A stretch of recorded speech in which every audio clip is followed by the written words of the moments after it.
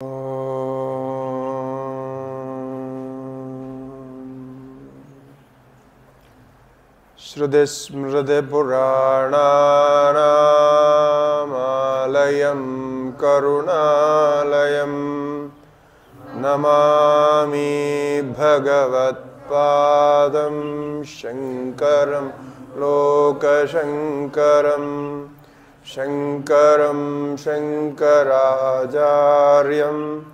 केशवं बादरायणं सूत्रभाष्य कृतौ वन्दे भगवन्तौ पुनः पुनः ईश्वरो गुरुरात्मेति मूर्तिभेदविभागिने व्योमवद्व्याप्तदेहाय दक्षिणामूर्तये नमः। श्रीदक्षिणामूर्तये नमः। यद्विद्याविलासेन भूतभौतिकसृष्टयः परमात्मानं सच्चिदानन्दविग्रहम् श्रीगुरुभ्यो नमः। हरिः ओम। ओम नमो नारायणाय।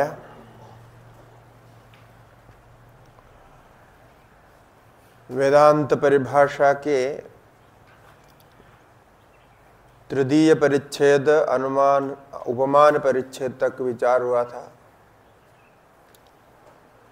अब क्रम से चतुर्थ परिच्छेद आगम परिच्छेद कहलाता है। आगम शब्द का यहाँ अर्थ शास्त्र सामान्य रूप से लिया गया है। तो शास्त्र संबंधी जो वाक्य है इसको यहाँ प्रमाण के रूप में निश्चय करना है।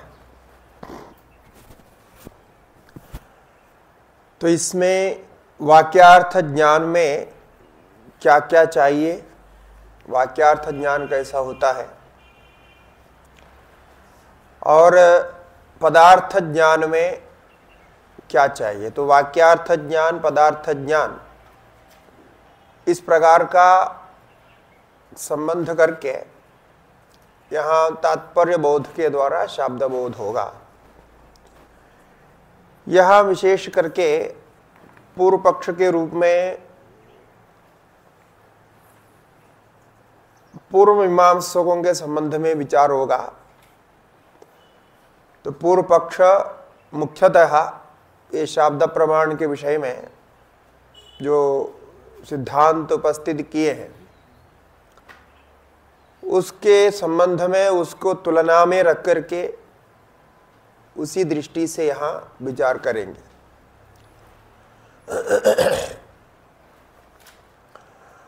अथागमो निरूप्यते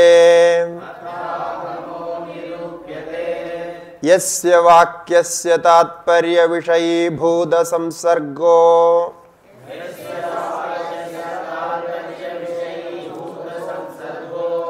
मानान्तरेण न बाध्यते तद्वाक्यं प्रमाणम्।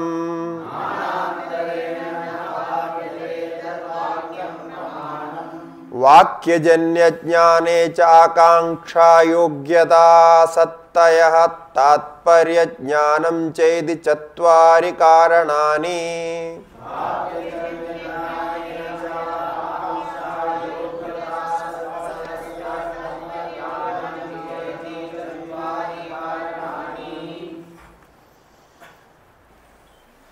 तो यहाँ आगमो निरूप्यते ये कहा, तो ये आगम का निरूपण करते हैं। आगम शब्द का अर्थ हम जानते हैं। तो आप्तवचन जो होगा, आप्तवचनम आगमम, जो आप्त होता है, जो निर्दिष्ट होता है, जो अपने वक्तव्य को, ज्ञात विषय को स्पष्ट रूप से दूसरे को प्रतिपादन कर देता है, ऐसे व्यक्ति आप्त हैं। किंतु कोश आदि में इसका एक लक्षण ऐसा दिया है, सिद्धम सिद्धैहि प्रमाणैस्तु हिदम वात्र परत्र वा। सिद्धम सिद्धैहि प्रमाणैस्तु हिदम वात्र परत्र वा। आगम शास्त्रमाप्तानाम आप्तास्तत्व तत्वार्थवेदिनः। आगम शास्त्रमाप्तानाम आप्ता तत्वार्थवेदिनः। अर्थात ये एक श्लोक है, आगम का भी लक्षण दिया है और आप्त का भी लक्षण दिया है। तो सिद्धम सिद्धैहि प्रमाणैस्तु हिदम वा अत्र वा परत्र वा। आगम किसको कहते हैं कि जो सिद्ध है, सिद्ध वस्तु के बारे में प्रतिपादन करता हो, अर्थात पहले से ही सभी जिस वस्तु को सिद्ध मानते हैं, यानी पूर्व सिद्ध, उत्पाद्य, आप्य, संस्कार्य, विकार्य आदि चार प्रकार के जो चतुर्विध लक्षण कर्म का है, ये कर्म के इन लक्षणों से रहित होता है, जो उसको सिद्ध वस्तु कहते हैं। जैसे परमात्मा एक सिद्ध वस्तु है, परमात्मा का स्वरूप सिद्ध ही है पहले के, इसलिए सिद्ध वस्तु में आता है। उसको भूतार्थ विषयक भी कहते हैं, भूत वस्तु भी कहते हैं। तो इस प्रकार जो सिद्ध वस्तु है उसके संबंध में भी कहता है।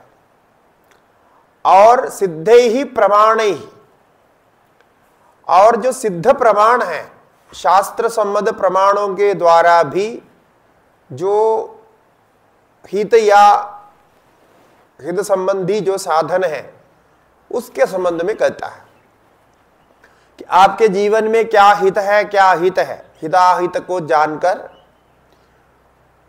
उसमें आपको प्रवृत्त कराता है, ये शास्त्र है।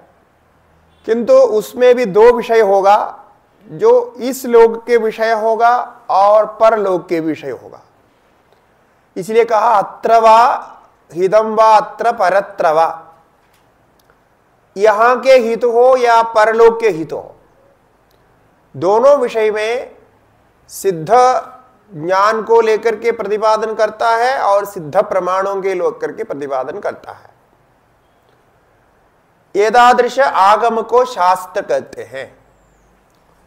तो ये आगम क्यों है? क्योंकि ये संप्रदाय विधि से शास्त्र प्राप्त हुआ, इसलिए। तो आगमाद प्राप्यते इति आगम, आगमन से प्राप्त हुआ। आगमन का अर्थ संप्रदाय, संप्रदान गुरु शिष्य परंपरा से प्राप्त हुआ है, ये आगम कहते हैं। बाकी दूसरे एक आगम कोटि के ग्रंथ होते हैं जिसको आगम निगम ऐसा कहा जाता है। वे ऐसे ग्रंथ है जैसे जिसमें शिव पार्वती संवाद हो, इसमें शिवजी का उपदेश पार्वती के प्रति हो, तो ऐसे ग्रंथों को भी आगम कहते हैं। ये एक अलग प्रकार के ग्रंथ है, जो तंत्र शास्त्र आदि जो ग्रंथ है ये सब इसमें आते हैं, आगम ग्रंथ में आते हैं। उनके जितने भी ग्रंथ है उसमें देखेंगे शिव पार्वती संवाद ऐसा मिलेगा। और कुछ ग्रंथ ऐसे भी हैं जो पार्वती देवी शिव को उपदेश करते हैं, इस प्रकार के भी ग्रंथ मिलते हैं। उन ग्रंथों को निगम कहते हैं। इस प्रकार आगम और निगम में एक सांकेतिक भेद है। वस्तुतः सामान्य दृष्टि से सारे शास्त्र को आगम कहा जाता है। यहां जो आगम हम प्रयोग कर रहे हैं उस दृष्टि से है। ये विशेष भेद तो विशेष ज्ञातव्य है। ऐसे ग्रंथों को जब देखेंगे तो उसमें जो आगम होता है, यहाँ शैव आगम नाम से प्रसिद्ध है, वैष्णव आगम है, शाक्त आगम है। इस प्रकार तीन प्रकार के आगम ग्रंथ होते हैं। इनमें अनेकों ग्रंथ प्राप्त है। तत्तद देवता आगम के अनुसार जो जो देवता है उन ग्रंथों के द्वारा उन देवताओं का पूजन विधि, उपासना विधि इत्यादि सब बताए हैं। किंतु यहां शास्त्र को सामान्य लेकर के कहा कि इस लोक में या परलोक में जो प्राप्तव्य विषय है, आपके हित है, इस संबंध में जहां प्रकाशन मिलता है वो शास्त्र है। और आप्तानाम आप्ताहा तत्वार्थवेदिनः, ये किसके द्वारा प्राप्त होगा? ये शास्त्र कहते हैं आप्तानाम। ये आप्तानाम आगम है, ऐसा अन्वय करना। आप्तों का जो आप्त व्यक्ति हैं, शिष्ट हैं, यथार्थ वक्ता आप्त, जो यथार्थ वक्ता है, कभी अनर्थ नहीं बोलते हैं, और जो जाना नहीं गया अनजान है तो उसको नहीं बोलते हैं। तो ऐसे जो लक्षण है, और नित्य जो है कर्म निरत है, शास्त्रानुसार जीवन चलाता है, आचरण विचरण से युक्त है, ऐसे जो आगम है, यथार्थ वक्तृत्व जिसमें है, ऐसे आगम का यहाँ आप्तानाम आगम कहा। प्राप्त जो व्यक्ति है, आप्त है, शिष्ट है, इनका आगम है। इसलिए अर्थ किया तत्वार्थ वेदिनः, ये तत्वार्थ को जानने वाले ये आगम है। तो इस प्रकार के आगम का यहाँ निरूपण किया जाना है। इसलिए तथा आगमो निरूप्यते, इस आगम का यहाँ निरूपण करना है, ये कहा है। और अब यहाँ जो विचार लक्षण देने जा रहे हैं, ये कहा है कि यस्य वाक्यस्य तात्पर्य विषयीभूत संसर्गो, जिस वाक्य का तात्पर्य विषयभूत, यानी तात्पर्य, उस वाक्य का तात्पर्य क्या है, इस विषय में जब चिंतन करते हैं तो तात्पर्य विषय का जो संसर्ग है, संसर्ग का अर्थ संबंध, तात्पर्य विषय उससे कैसे ज्ञात होता है, कोई भी वाक्य से कोई तात्पर्य कैसे निकलता है, तो इसका ही यहां प्रमाण मानना है। इसलिए तात्पर्य विषय संसर्ग, तात्पर्य विषय जो संसर्ग है, इसके संबंध में ये यहां टीका में दूसरी पंक्ति में एक लक्षण भी दिया है, मानांतर अबाधित तात्पर्य गोचरीभूत पदार्थ संसर्ग बोधक वाक्यम शब्द प्रमाण इत्यर्थ, ऐसा कहा। मानांतर अबाधित ये लक्षण है इसका। शब्द प्रमाण यहां किसके प्रभाव के मानेंगे? ये लक्षण को लेके मानांतर। एक तो मानांतर से बाधित नहीं होना चाहिए, यानी प्रमाणांतर से इसकी बाधा नहीं होनी चाहिए। प्रत्यक्षेण अनुमिति आदि प्रमाण से इसकी बाधा नहीं होनी चाहिए, इसलिए मानांतर अबाधित कहा। तो जो शास्त्र से जाना गया है उसको कोई और प्रमाण बाधित नहीं करना चाहिए। और तात्पर्य गोचरीभूत पदार्थ संसर्ग बोधक वाक्य, और तात्पर्य से युक्त, यानी वक्ता का तात्पर्य किस में है, कौन से शब्द का किस में तात्पर्य है, यह संप्रदाय से जानना होता है, परंपरा से जानना होता है। गुरु जब वक्तव्य वचन को प्रकट करते हैं और श्रोता शिष्य सुनता है, तो उस समय गुरु का वक्तव्य में क्या तात्पर्य है, वो संदर्भ अनुसृत प्रकरणानुसृत उसका निश्चय होता है। इसके लिए यहां तात्पर्य गोचरीभूत कहा। अब आगे कहेंगे ये तात्पर्य भी वाक्यार्थ ज्ञान में हेतु है, इसलिए तात्पर्य गोचरीभूत मन विषयीभूत जो पदार्थ हैं, पद का अर्थ है, जिस पद को प्रयोग किया उसका अर्थ पदार्थ, उस पदार्थ का संसर्ग बोध कराता है, उस पदार्थ का संबंध का बोध कराने वाला वाक्य। कोई वाक्य प्रयोग करेगा, वो वाक्य वो तात्पर्य गोचरीभूत पदार्थ का शब्दार्थ ज्ञान करा देता है। जैसे घटम आनया, ये वाक्य प्रयोग करने पर घट शब्द और आनय शब्द दोनों में जो वाक्य का संबंध है वो तात्पर्य गोचरीभूत पदार्थ संसर्ग इसको कहते हैं। तो वो घटम, इसमें द्वितीय विभक्ति है, और आनय में लोट लकार मध्यम पुरुष एकवचन का प्रयोग किया तो श्रोता ये समझेगा कि वक्ता ये चाहता है कि मैं जो मध्यम पुरुष का कर्ता त्वम रूप से स्वयं को त्वम रूप से हम रूप से जानेगा, तो इसलिए मेरे लिए ये आदेश है कि घट रूप पदार्थ को मैं लेकर के आऊं। तो ये वक्ता का तात्पर्य ऐसा समझता है। कभी कभी घटम आनया इसका अर्थ घट नहीं लाओ ऐसा भी होता है, किंतु वो वक्ता किस भाव से उसको कहते हैं, कभी व्यंग्य भाव से कहते हैं, वो शेर को पकड़ के लाओ ऐसा बोल दिया, सिंहम आनया ऐसा बोला तो वो सिंह को लाना उसका तात्पर्य नहीं है। कभी व्यंग्य से और वहां जो भी संदर्भ में कुछ अवहेलना के लिए भी हो सकता है, तो कोई भी ऐसे संदर्भ देखना पड़ेगा। तो घड़ लाने के लिए जैसा कहा वैसे ही सिंह मानया बोला तो उसका अर्थ वैसा भी होना जरूरी नहीं, कभी कभी तात्पर्य वहां लिखना पड़ेगा। इसलिए तात्पर्य अर्थ ही उस विषय को उस समय के यथार्थ रूप में उपस्थित करेगा। तात्पर्य अर्थ का ज्ञान नहीं है तो फिर वो यथार्थ नहीं हो पाएगा, संसर्ग बोधक तो हो जाएगा लेकिन यथार्थ नहीं होगा। इसलिए तात्पर्य गोचरीभूत पदार्थ संसर्ग का बोध कराने वाला जो वाक्य है, ऐसा वाक्य संबंध करके उस वाक्य को श्रवण करने के बाद में तद कार्य में प्रवृत्त होने की आपकी इच्छा होगी, उसमें प्रेरणा मिलेगी, उस जिसको शाब्द बोध कहते हैं, और उसी से ही आगे फिर वो प्रवृत्त होता है। तो शब्द प्रमाण इत्यर्थ, इसी को शब्द प्रमाण नाम से कहा गया है। तो अब कहते हैं मानांतरेण न बाध्यते, इसको यहां जोड़ा कि ये दिखाने के लिए कि मानांतर अन्य प्रमाण के द्वारा, क्योंकि यहां प्रमाणांतर अनेक होता है, इसलिए जैसा कोई अग्निना सिंचती ऐसा कहा तो अग्नि से सिंचने का कार्य संपन्न नहीं हो सकता, क्योंकि सिंचने के कार्य में अग्नि की क्षमता नहीं। तो अग्निना सिंचती वाक्य का प्रयोग करने पर वहां वो प्रत्यक्ष प्रमाण से बाधित होता है।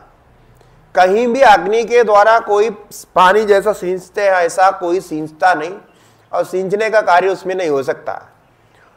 इसलिए वाक्य प्रमाण वाक्य प्रयोग करने के अनंतर भी श्रोता को उसका तात्पर्य ज्ञान यथार्थ रूप में नहीं होता है, तो प्रत्यक्ष के द्वारा बाधित होने पर, तो इस प्रकार से जो आते हैं उसको मानांतर से अन्य प्रमाण से बाधित भी नहीं देखना चाहिए। ये यहां मुख्य है कि शास्त्र का वक्तव्य उन्हीं विषयों पर प्रमाण होता है जो मानांतर से प्राप्त नहीं हो, अथवा यूं कहें कि जो भी विषय है प्रमाण है, प्रमाण का तत्तद प्रमाण का जो तत्तद विषय है वो उन प्रमाणों के लिए ही कार्य करता है और दूसरे के प्रमाण से उसका संबंध नहीं होता। यानी एक प्रमाण दूसरे प्रमाण पर आश्रित भी नहीं होता और दूसरे प्रमाण से वो प्रमाण बाधित भी नहीं होना चाहिए। भगवत्पाद शंकराचार्य जी के भाष्य में आचार्य जी एक जगह ऐसा इसके विषय में कहते हैं, स्वविषय शूराणि ही प्रमाणानि न प्रमाणांतरेण बाध्यन्ते। अर्थात स्वविषय शूराणि अपने अपने विषय को सिद्ध करने में जो समर्थ है ऐसे प्रमाण को ही हम प्रमाण मानते हैं, और उसके लिए अन्य प्रमाण की अपेक्षा कभी नहीं रहती है। तो अपेक्षाकृत प्रमाण जो है संशय स्थिति में रहता है, इसीलिए अपेक्षाकृत प्रमाण को नहीं मानते हैं। स्वविषय के लिए स्वविषय ही प्रमाण होता है। जैसे चक्षु एक प्रमाण है, प्रत्यक्ष प्रमाण में चाक्षुष प्रमाण एक होता है, तो उसमें कर्ण होता है चक्षु, तो चक्षु एक प्रमाण है, तो चक्षु रूप विषय को ही प्रमाणित करती है, अन्य विषय को प्रमाण नहीं करती है। इसीलिए चक्षु के रूप में जो प्रमाण को हम प्रस्तुत करते हैं तो उस समय रूप संबंध में ही उसकी प्रस्तुति होती है। ऐसा नहीं कि कोई भी विषय में वो प्रमाण है, ऐसा नहीं होता, क्योंकि उसी में उसका सामर्थ्य है।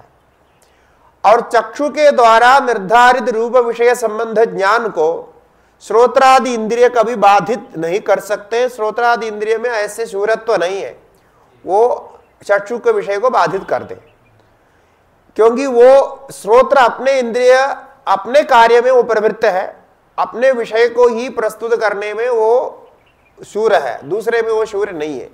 इसलिए ऐसे ही मानांतर से बाधित नहीं होना चाहिए। इसको मानांतर से बाधित होंगे तो तब उसमें दोष आता है, वो तो प्रमाण नहीं माना जाता।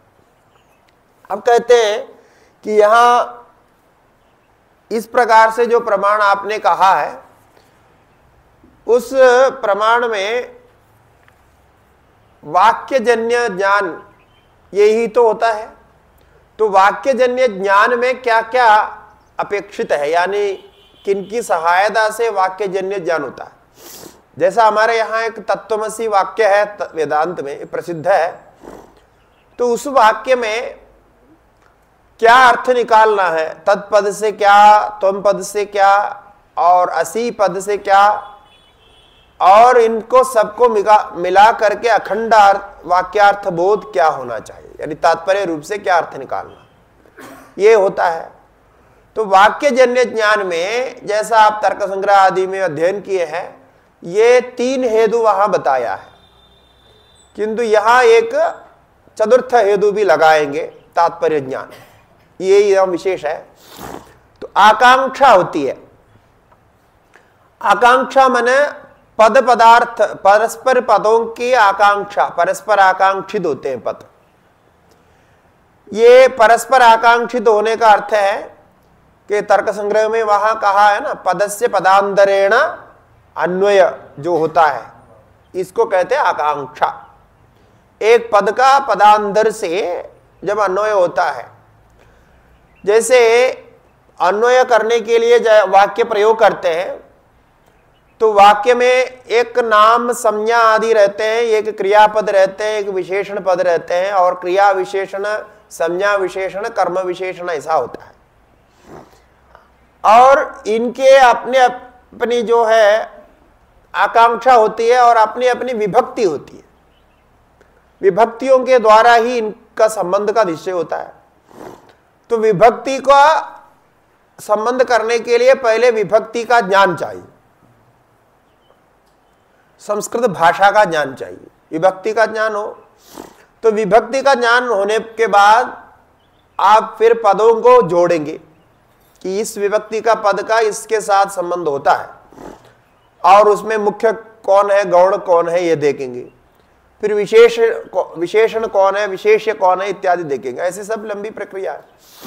किंतु आकांक्षा करता है कि जैसे रामः विद्यालयं गच्छति, ऐसा कहता है वाक्य, तो यहां क्रिया का जब अन्वय करते हैं, परस्पर आकांक्षित करते हैं, इसमें प्रत्येक पद का भी अपना अर्थ है, और वो जो अर्थ निकलता है प्रत्येक पद से, उस अर्थ को दूसरे के साथ जोड़ना,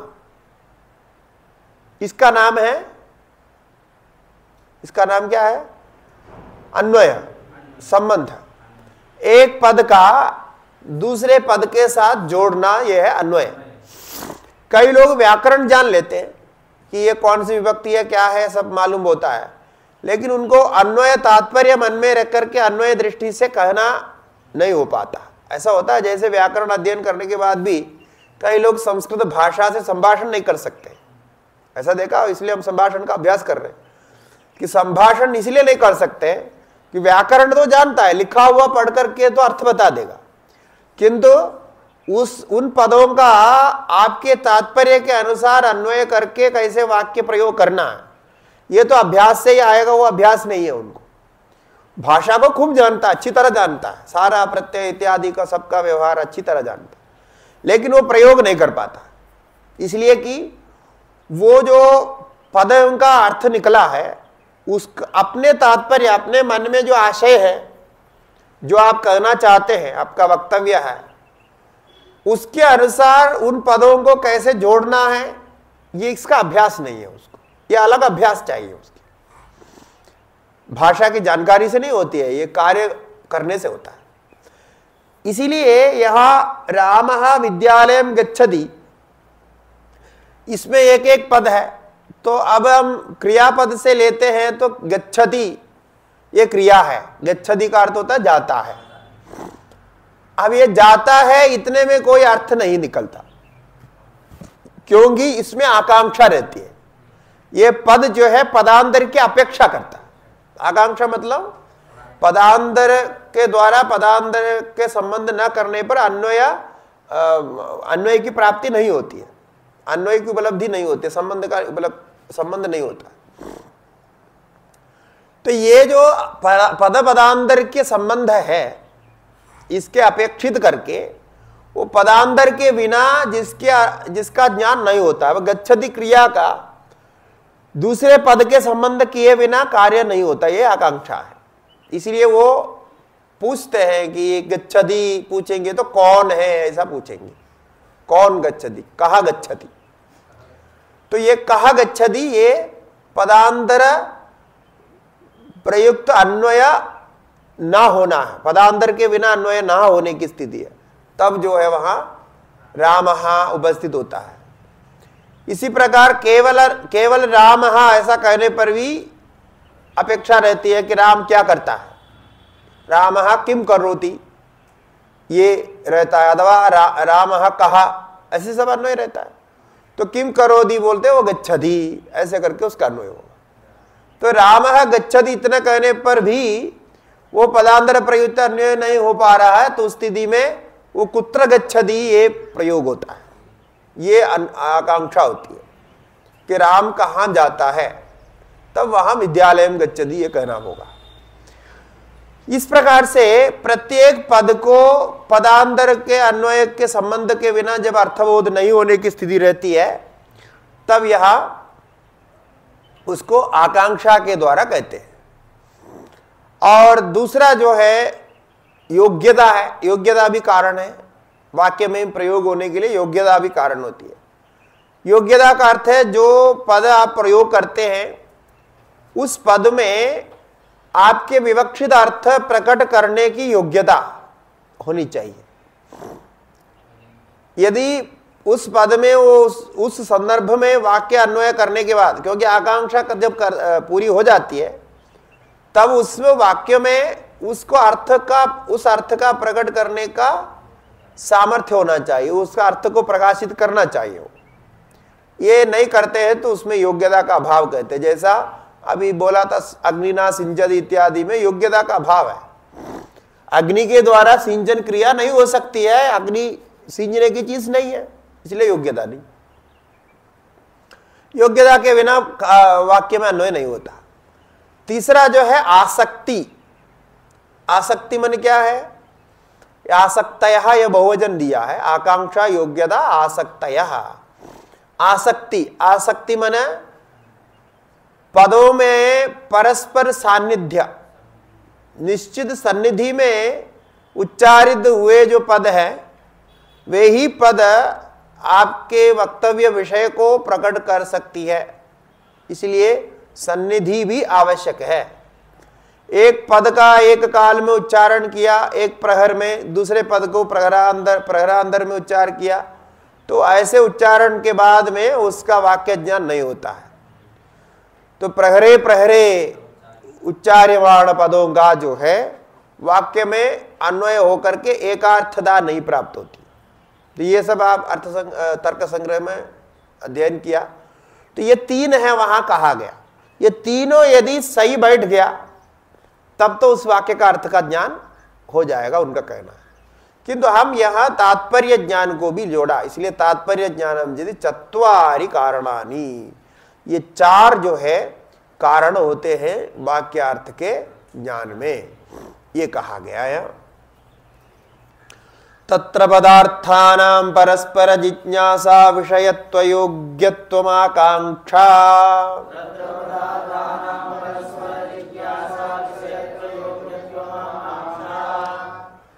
क्रियाश्रवणे कारकस्य कारकश्रवणे क्रियायाः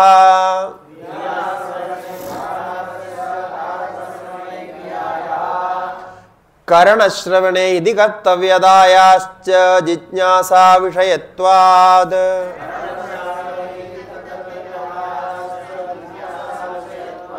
अजिज्ञासोरपि वाक्यार्थबोधाद्योग्यत्वमुपात्तम्।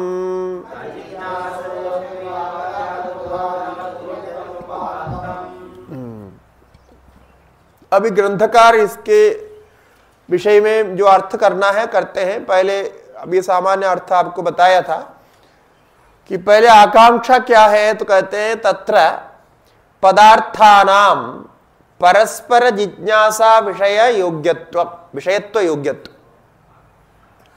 जो तर्क संग्रह में कहा था पदस्य पदांतर व्यतिरेक प्रयुक्त अन्वय अननुभावगत्व, ऐसा कहा था कि एक पद का पदांतर के व्यतिरिक्त प्रयुक्त होने पर अन्वय का संबंध का ज्ञान नहीं होना।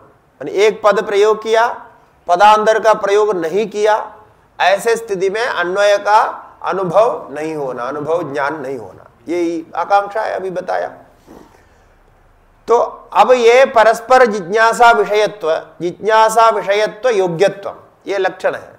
ये सामान्य संक्षिप्त में बोल दिया कि परस्पर जिज्ञासा का विषयत्व में योग्यता उसमें होनी चाहिए, पदों में ऐसे विभक्ति ऐसे संबंध की योग्यता अनुसार होना चाहिए, ये कहा है।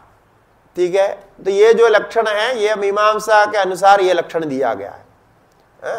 ये पहले तो जो लक्षण दिया पदस्य इत्यादि पदांतर अन्वय व्यतिरेक, ये तो न्याय में पहले से है। अब ये यहां विशेष लक्षण कहा गया है। क्रिया श्रवणे कारकस्य, जैसे उदाहरण दे रहे हैं कि क्रिया से आरंभ करते हैं, क्योंकि क्रिया से आरंभ करना सरल होता है इसलिए क्रिया से आरंभ करते हैं। कि क्रिया श्रवणे, जैसे किसी ने आनया ऐसा क्रिया का श्रवण कराया, तो क्रिया के श्रवण में कारक श्रवणे, क्रिया के श्रवण में कारक की अपेक्षा आकांक्षा होती है कि आनया बोलने पर किम आनया, यह प्रश्न होता है कि क्या लाना चाहिए। तो किम आनया इति ऐसा श्रवण में प्रश्न होगा, तो वहां द्वितीया विभक्ति के साथ संबंध करना है, क्योंकि द्वितीया विभक्ति कर्म है, वो आनय क्रिया सकर्मक क्रिया है, इसलिए वहां घटम आनय ऐसा होता है। तो क्रिया में भी ये देखना होता है कि सकर्मक क्रिया है कि अकर्मक क्रिया है। तो सकर्मक क्रिया अकर्मक क्रिया में क्या अंतर होता है? सकर्मक क्रिया अकर्मक क्रिया क्या होती है? सकर्मक क्रिया कर्मक क्रिया। कर्मक क्रिया में जो कर्म है उसमें परिवर्तन नहीं होता। जैसे कि कोई निद्रा, अब निद्रा जो है वो अकर्मक है, तो उसमें जो अधिष्ठान है उसी में ही कर्म हो जाता है। नहीं, उसमें कर्म अकर्मक क्रिया में तो कर्म होता ही नहीं। वही मतलब जो उसका जो अधिष्ठान है वो एक दोनों मिल जाता है, एक ही हो जाता है, ऐसा है। सकर्मक होगा उसका अलग अलग होगा, अलग होगा, अधिष्ठान अलग होगा,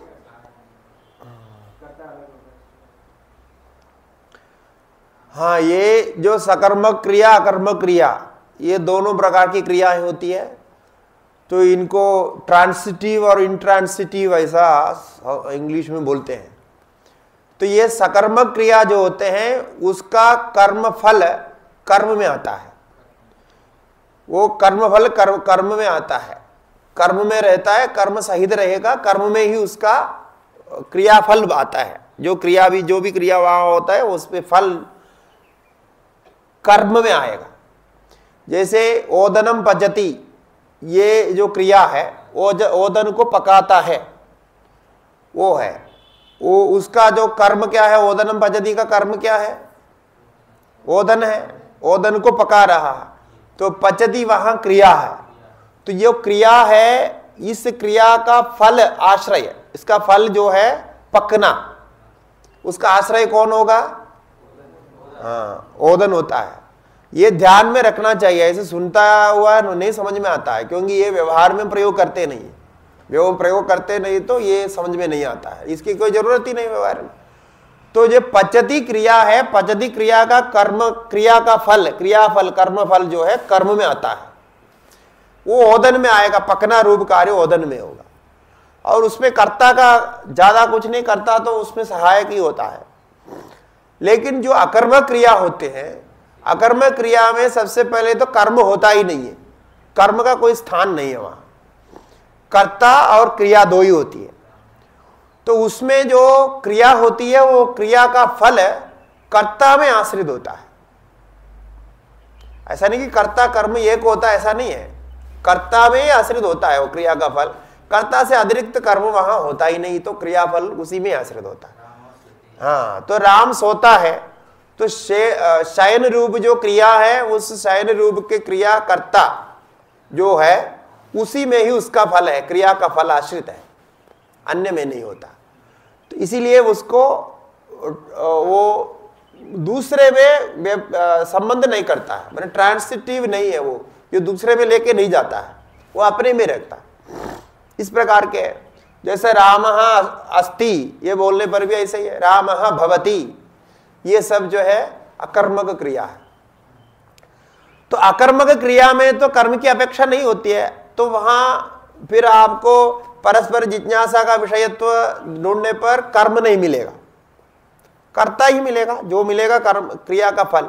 इसलिए हमें क्रिया से शुरू करना पड़ता है, नहीं तो कर्ता से शुरू करने पर कभी कभी वो क्रिया कहाँ जाके बैठेगी ये पता नहीं चलेगा। तो क्रिया से शुरू करने पर सरल होता है और गलत होने की संभावना कम रहती है। अन्वय क्रिया से आरंभ करने पर ऐसा रहता है। अब कभी कभी क्रिया नहीं मिलती है तो फिर आपको जहां जो मिलेगा उसी से शुरू करना पड़ेगा, जहां से भी शुरू कर सकते हैं। लेकिन क्रिया होने पर, क्रिया तो होती ही है, तो क्रिया होने पर वो क्रिया से अन्वय आरंभ किया जाए, आकांक्षा आरंभ किया जाए तो वो सही बैठेगा, गलत नहीं होगा, ऐसा है। तो क्रिया को देखते समय ये देखना है पहले, ये सकर्मक क्रिया है कि अकर्मक क्रिया है। यदि अकर्मक है तो फिर कर्म ढूंढना ही नहीं, उसमें कर्म की आकांक्षा ही नहीं करनी है। तो सकर्मक है तो आकांक्षा करनी है, इस प्रकार से होगा। तो ये व्याकरण से ऐसे जानना होगा। इसलिए कहा है कि इसमें योग्यता होनी चाहिए, कहा ना, परस्पर जिज्ञासा विषयत्व योग्यत्व, परस्पर जिज्ञासा करके संबंध करने की योग्यता होनी चाहिए, तब वो सकर्मक अकर्मक आदि भेद से योग्यता को प्राप्त करेगा, तो जिज्ञासा का विषय बनेगा।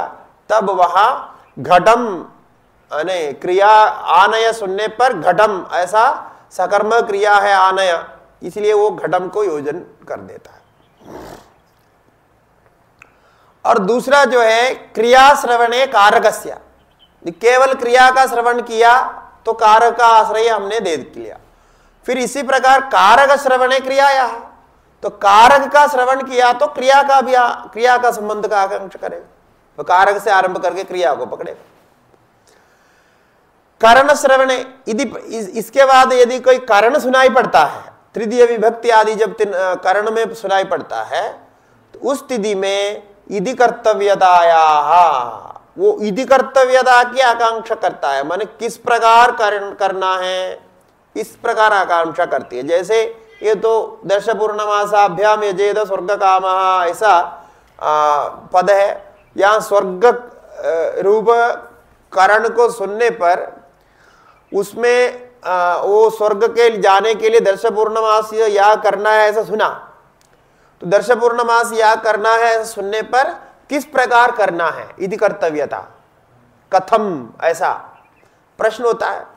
तब वहां समिधो यजति तनून भागम यजति इत्यादि वो पंच प्रयाज, पंच अनुयाज प्रयाज आदि का सब संबंध होता है। उनके द्वारा जो याग किस प्रकार करना है इति कर्तव्यता निश्चय करके वो करता है। तो कर्ण मिलने पर भी समस्या है, कर्ण होने मात्र से कार्य नहीं चलेगा। आपके पास गाड़ी है लेकिन आपको गाड़ी चलाना ही नहीं आती, तो चलाएंगे तब तो कर्ण काम करेगा ना। कर्ण तो है आपके पास, पेन है, लिखना नहीं आता। ऐसे कई लोगों के पास आजकल मोबाइल होते हैं, चलाना नहीं आता है, वो खाली सब लोग रखे हैं तो वो भी एक रखते हैं, फिर वो ऐसा ही दिखाते हैं, उसको स्विच ऑफ करना भी नहीं आता है, साइलेंट करना भी नहीं आता, ऐसे होता है कई बार। तो वो चलाना नहीं आता, ऐसा नहीं होना चाहिए। कारण होने पर उसको प्रयोग करना भी आना चाहिए। तो कारण तो सुना है यज्ञ के द्वारा आप स्वर्ग को जा सकते हैं, लेकिन यज्ञ कैसे करेंगे, ये आकांक्षा होती है। माने आकांक्षा तो जितने पद है सभी में होगी, कुल मिला के यही अर्थ है कि ऐसा नहीं कि एक में ही होती है, जितने पद वाक्य में रहेंगे सारे में आकांक्षा होती है। किसी में संबंध से आकांक्षा होगी, एक साक्षात होगी, कोई परंपरा से होगी, जैसा भी होगा। कोई विशेषण दे बोल दिया, जैसा किसी को बुद्धिमान ऐसा विशेषण दे दिया। अब बुद्धिमान का अर्थ होता है बुद्धिरस्य अस्ति यदि बुद्धिमान, इसकी बुद्धि है। अब सभी लोग तो बुद्धि तो सभी के पास तो होता ही है, जो जन्म लिया है थोड़ी सी बुद्धि तो होती है अपने अपने पास। तो अभी बुद्धिमान बोलने पर क्या है पूछना पड़ेगा, कहा बुद्धिमान, कहा विशेषण बुद्धिमान, ये प्रश्न होगा। अन्यथा सभी बुद्धिमान है, बुद्धिमत तो सभी में है ना। तो वक्ता क्या कहना चाहता है, कोई एक विशेष व्यक्ति को विशेष बुद्धिमान कहना चाहता है, तभी तो बुद्धिमान शब्द का प्रयोग किया उसने। हाँ, नहीं तो बोला कि सिर वाला है कोई, तो सिर वाला सभी होता है। तो सिर का मतलब वहां सिर से ये तो बड़े दिमाग वाला है ऐसा बोलते हैं, तो दिमाग भी होता ही है सभी के पास। तो वो वक्ता के विशेष सुनने के कारण वहां से आकांक्षा होती है कि कहा विशेष, कहा कौन है वो बुद्धिमान, ऐसे विशेष पूछते हैं। तो इसलिए प्रकार विशेषण में भी, विशेष्य में भी, क्रिया में भी, करण में भी, सभी में ये आकांक्षा होती है। सभी व्यक्ति के द्वारा संबंध होगा तत्त विभक्ति के अनुसार। इसीलिए कहा कि इस प्रकार से जिज्ञासा का विषय जो बनेगा वो आकांक्षा का विषय बन करके फिर आकांक्षित करेगा, ऐसा है। अजिज्ञासोरपि वाक्यार्थ बोधाद योग्यत्वम उपात्तम। माने ये जो जिज्ञासा नहीं करता है, माने हर बार जो सुन करके वो ऐसा प्रश्न करता है ही नहीं, तो ऐसे प्रश्न करने लगेंगे तो फिर तो बहुत समय लगेगा। अभी कोई बात करने लगेगा, कोई कुछ बोलेगा तो सारा प्रश्न करेगा, पूरा उत्तर करेगा, ऐसे में तो बहुत लंबा चौड़ा टाइम लगेगा। कि अब वो जिज्ञासु नहीं है, माने इस प्रकार से आकांक्षा बार बार बोलता नहीं, देवी आकांक्षा है उसमें, लेकिन वो जिज्ञासा नहीं करता है, तो उसको भी ज्ञान होना चाहिए, उसको भी होता है। इसलिए यह योग्य पद को दिया गया है। वो उसका उन पदार्थों की योग्यता को जान करके वो उस समय समझ लेता है, यानी वो पहले से जानता है तो वो पद सुन करके वो वहां उसी प्रकार से समझ लेता है। ये इसलिए यहां योग्य पद को भी जोड़ दिया, यानी इस प्रकार निरंतर जो एक एक पग पग में प्रश्न नहीं करते हुए जो सुन करके समझ लेता है, और जहां जिज्ञासा होती है वहां प्रश्न करता है, और जहां नहीं है तो प्रश्न नहीं करता। ऐसे में क्या है कि उसकी योग्यता उसको पहले से ज्ञात है कि इन संबंधों का ऐसे ऐसे होता है करके जानता है, तब वो योग्यत्व का कहा गया। तदवच्छेदकं च क्रियात्वकारकत्वादिकमिति नादिव्याप्तिः गौरश्वः इत्यादो।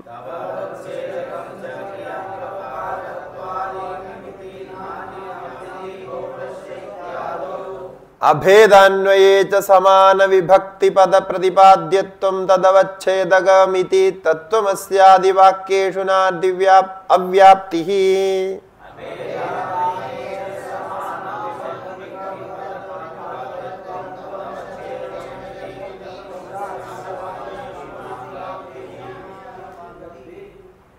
तदवच्छेदकं च, तदवच्छेदक माने जो योग्यत्व अवच्छेदक। तो योग्यत्व का लक्षण करते समय ये क्या अर्थ निकालना चाहिए, इस अवस्था में योग्यत्व का जो अवच्छेदक है उसका जो धर्म है, जो क्रियात्व कारकत्व आदि आएगा, तो क्रिया में क्रियात्व रहेगा और कारक में कारकत्व रहेगा। तो कारकत्व अवच्छिन्न कारक, क्रियात्व अवच्छिन्न क्रिया, तो इसमें कारकत्व में कारक की योग्यता, जैसे तत्तद विभक्ति है, विभक्ति में योग्यता आएंगी, षष्ठी को छोड़ करके बाकी कारक है, तो ये कारकत्व अवच्छिन्न कारक बन करके आएगा। ठीक है, इसी प्रकार क्रिया से क्रियात्व को लेंगे तो क्रियात्व कारकत्व आदि तद अवच्छेदक होगा, माने योग्यत्व के अवच्छेदक होंगे।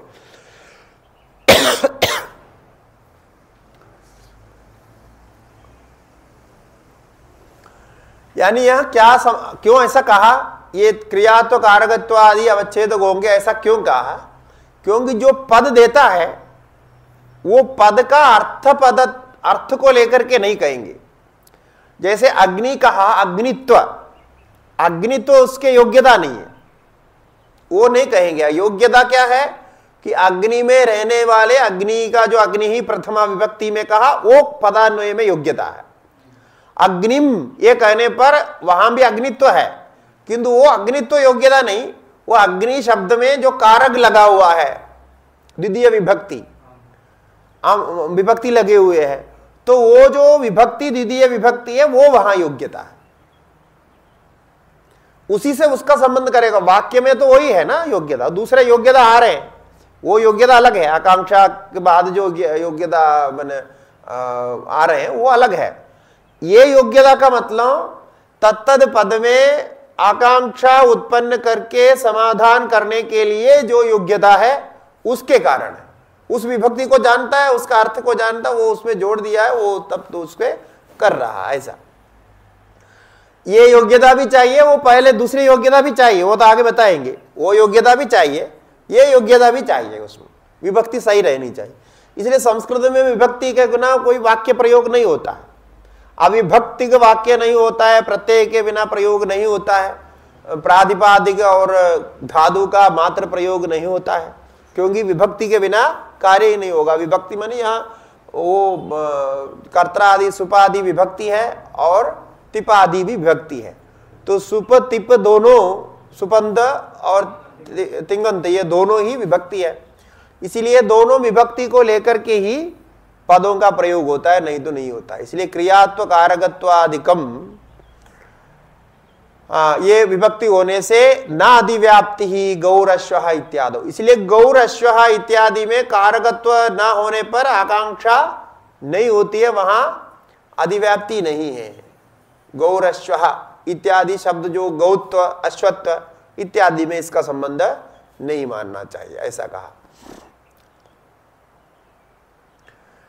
अभेद अन्वय, अब यहां प्रश्न होता है जहां अभेद अन्वय होता है, ऐसी जगह है जहां अभेद का अन्वय होता है। माने यहां अभेद अन्वय करने पर समस्या होती है, क्योंकि आकांक्षा तो भेद को उत्पन्न करती है, वो परस्पर भेद करके तभी संबंध करता है। अभी जो कारक जिसको कहते हैं हम, कारक का लक्षण क्या है?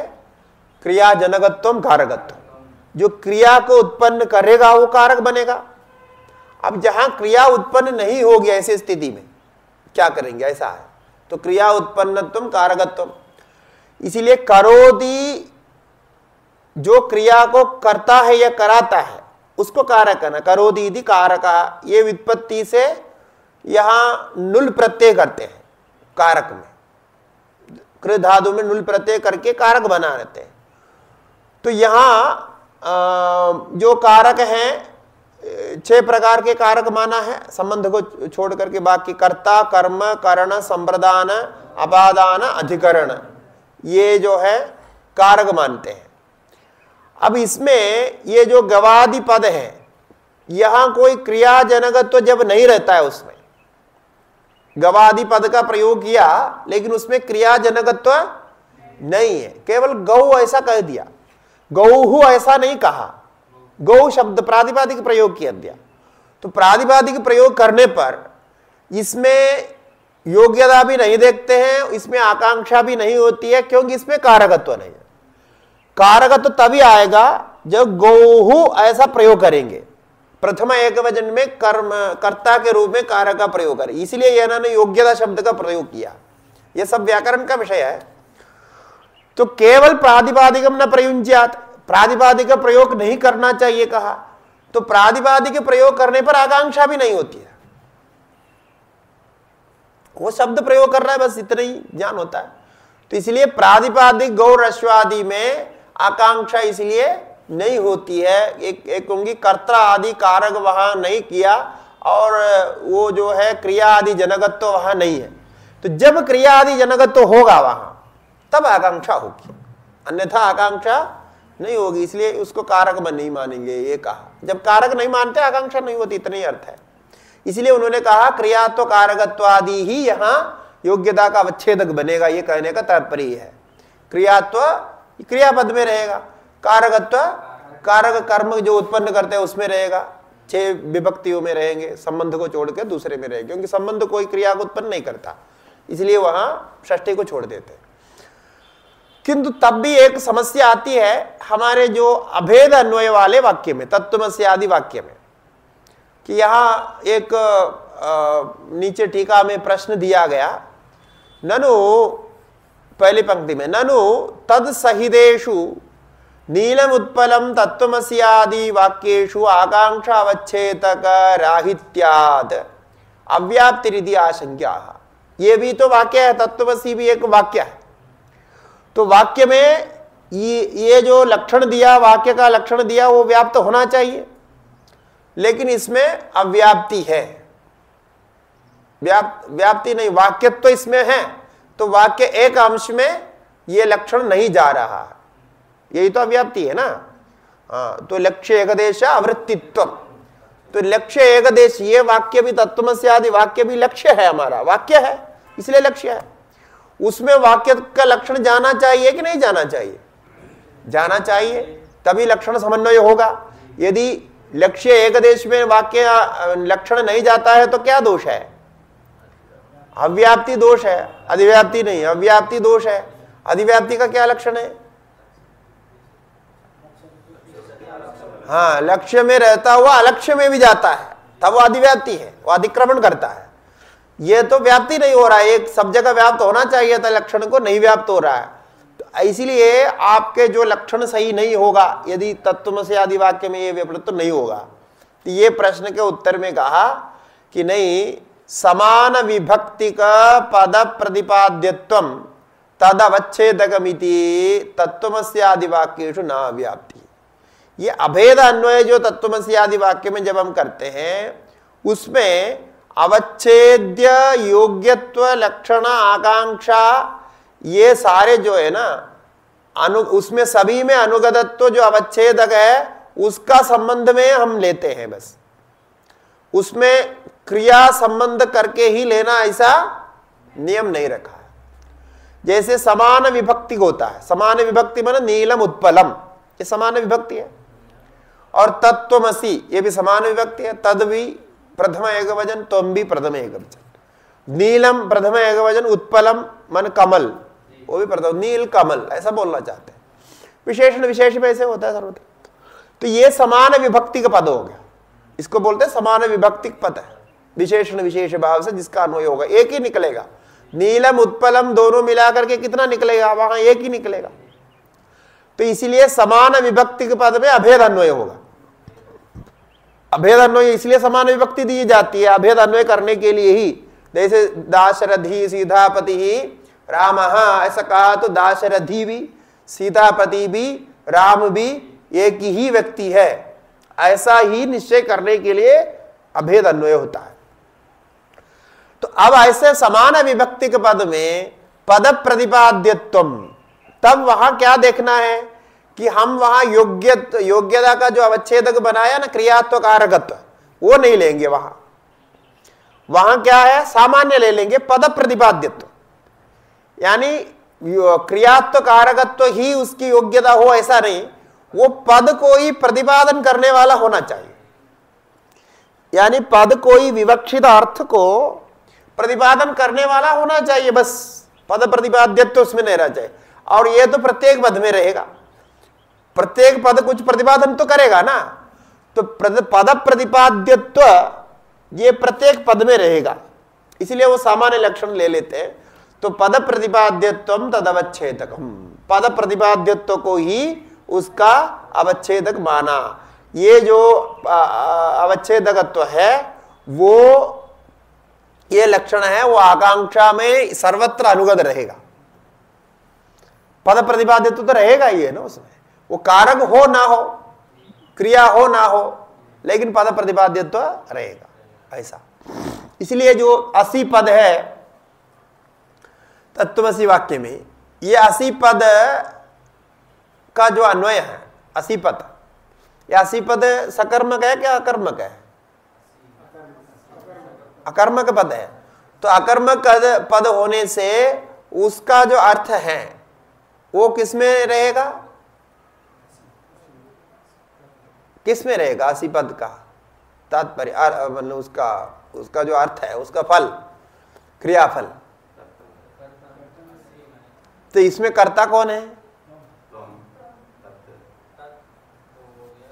हाँ? तद है, तुम है, कौन क्या है कर्ता? तद करता। हाँ, तुम है, आसी बोल रहे ना, तो आसी बोले तो हाँ तुमको ही मानना पड़ेगा। हाँ, तुमको मानना पड़ेगा कर्ता। तो आसी पद का कर्ता कौन होता है? तुम होता। अभी पिछले महीने नहीं क्या वो हम लोग वार्तालाप किया था, आसी तुम असी, तो तुम का जो है कर्ता तो असी होना है। तो वो जो क्रिया है अकर्मक क्रिया है, अकर्मक होने से ये क्या है, किस में रहेगा? वो जो तुम है, तुम में उसका फल रहेगा। ये अस्तित्व किसका बता रहे? तुम का बता रहे। और उसमें तद पद को विशेषण लगाया, मतलब तुम जो है, तुम कौन हो, वह हो ऐसा बोलना चाहते हैं। तो वह हो ऐसा बोलना चाहते हैं। तो अकर्मक क्रिया होने से तत् को विशेषण मानना पड़ेगा, कर्म नहीं मान सकते। इसीलिए तुम बनोगे ऐसा नहीं अर्थ होगा, तुम वह बनोगे ऐसा अर्थ नहीं होता है। और बना है, बनाना है, कुछ भी नहीं होता। क्यों ऐसा है कि ये पद ही क्रिया जो है अकर्मक होता है, वो कर्म को लाने नहीं देता है। ऐसे स्थिति में जो अपने आप उससे व्याकरण से भी ये तुम ही वहां सत्य है, ये सिद्ध होता है। क्योंकि असी पद का जो अर्थ है अस्तित्व है।